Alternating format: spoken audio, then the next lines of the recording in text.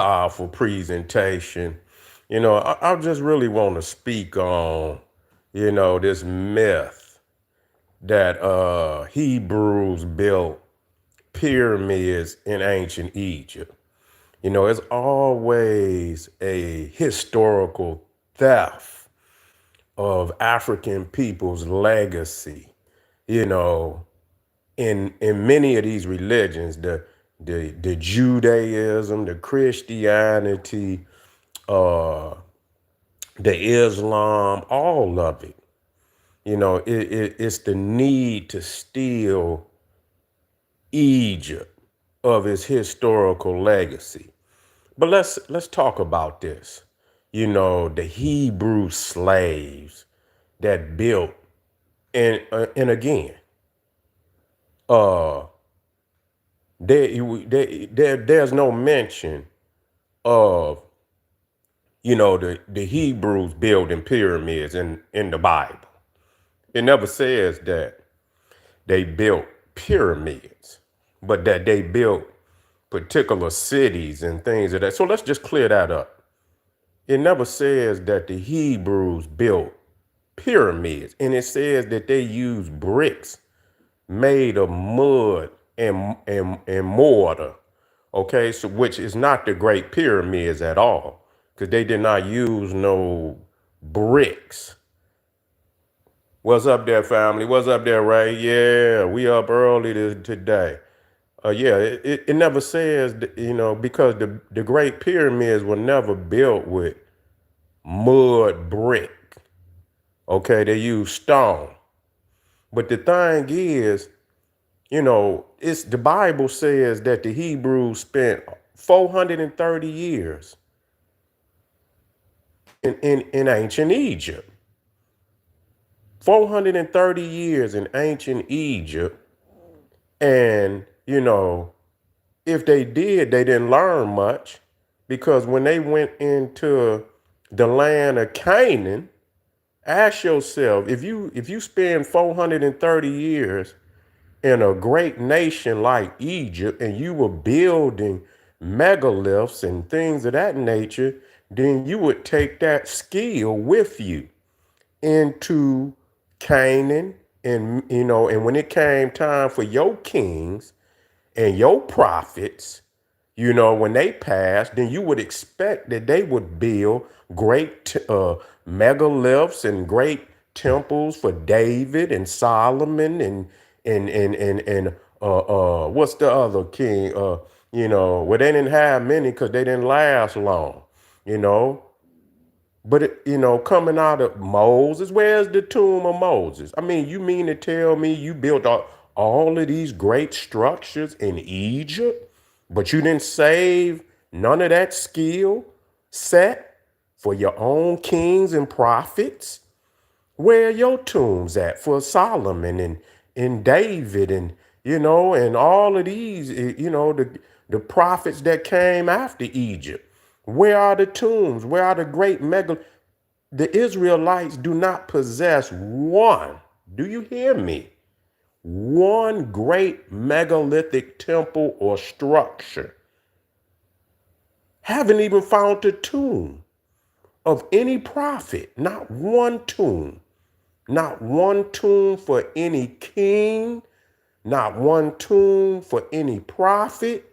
This is ridiculous that people try to steal the legacy of ancient Egypt, but yet and still they can't even show the skill set in their own professed homeland. That's ridiculous. So before you still try to steal the legacy of ancient Egypt, first and foremost, show us what you have done in your own professed homeland. Okay? There's no way you could spend 430 years in ancient Egypt, a nation that built thousands of megalithic structures, and you mean to tell me we cannot find one tomb? We cannot find one tomb for any prophet in the Bible.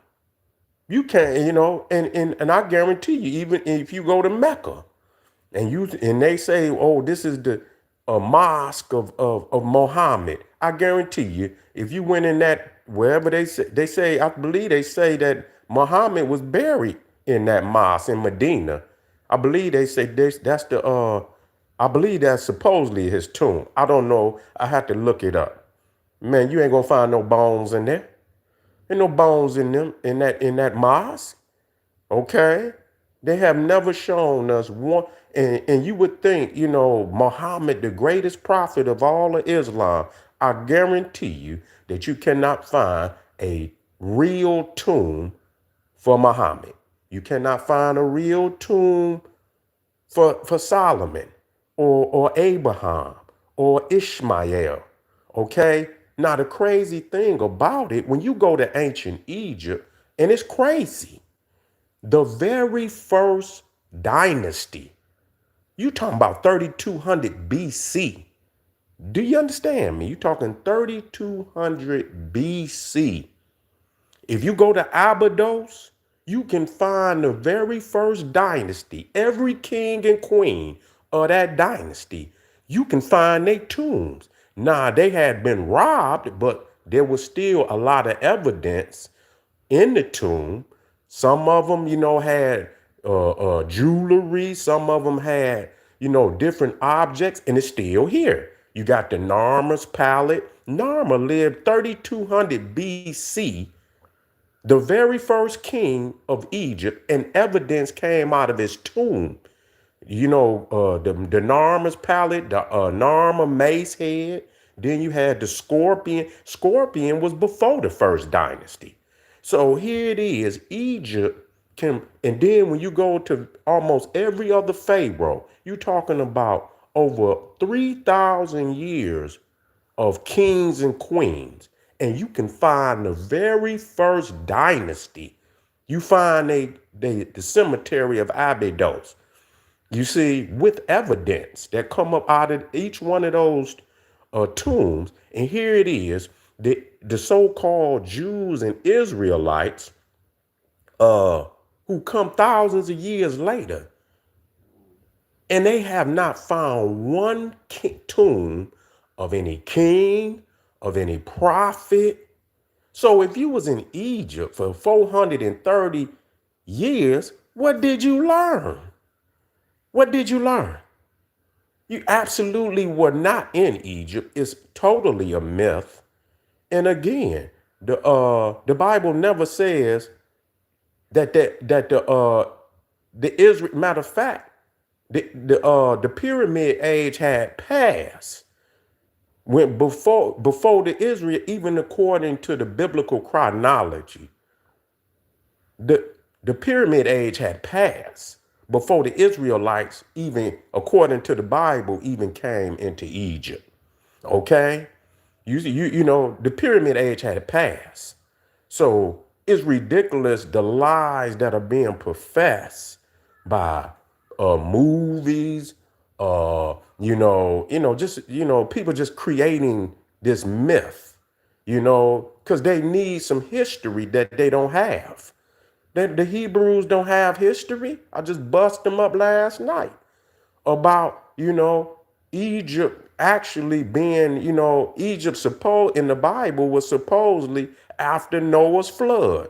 And here it is, they got some like 50 pharaohs before Noah's flood. You understand? According to chronology. What are you talking about? You see? So today we have to expose the lies. And you wonder why almost every organization, in order to get some credibility, they must attack Egypt. I don't care where it's at on the planet. They always attack Egypt, even over here in this so-called indigenous movement. The need to say, oh, this is the real Egypt. Mississippi is the Nile, and so on and so forth. Again, people, the Mormons, you see, Joseph Smith found a papyrus, and all of these. It don't make no difference where it's at on the planet. There is a need to steal the legacy of ancient Egypt, and Walter Williams explained it perfectly. Egypt is real. You can go to Egypt and see Egypt is real. So a lot of people lean on Egypt because it gives their ideology credibility. Egypt gives your ideology credibility. You understand what I'm saying? So people say, oh, I got a papyrus from Egypt, Joseph Smith, and people say, oh, he got a papyrus. And so that gives you credibility. You can't stand on your own credentials because you do not have none. If the Israelites had to lean on their own tombs, you understand? If they had to lean on their own tombs for credibility, they wouldn't have none because they don't have any. They don't have any tombs. You see, they don't, and so on with Islam, so on with Christianity, and Jesus fled into Egypt. Out of Egypt, I have called my son. Why is it that everybody have to flee into Egypt? Why does everybody got a story about going into Egypt, having some education in Egypt? Egypt gives your story credibility. You see, so some people say America is Egypt, the Mississippi is the Nile. Yeah, and all of this that the cities and that they talking about is in America. You know why? Because you need that credibility. Because the reality is, though we give much respect to our peoples all over the planet, you see, nothing compares to ancient Egypt. This is our greatest performance as a people. You see, this is our greatest performance as a people. When you got, just like in sports, them teams that got dynasties, who got 4 and 5 and 6 and 7 championships. You look at them teams and say, how did they continue to win championships like that? You look at the dynasties, like, yeah, they got them that 3-man rotation. They got them three main, superstars.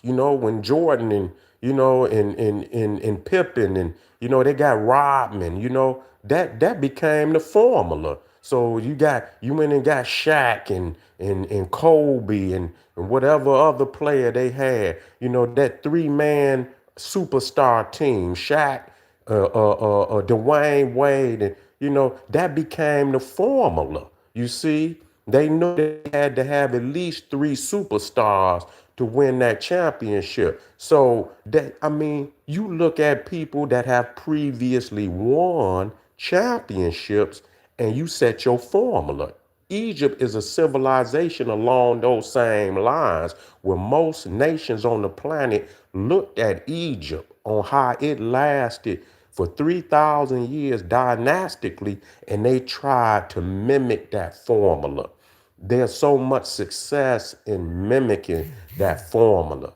And that's what Egypt has over all civilizations on the planet, that it was most successful in not rhetoric, not mythology, but actual maintaining and administration of a nation, nationhood, okay? In all the aspects of nationhood, you see, laying out cities, laying out states, a governing of cities and states.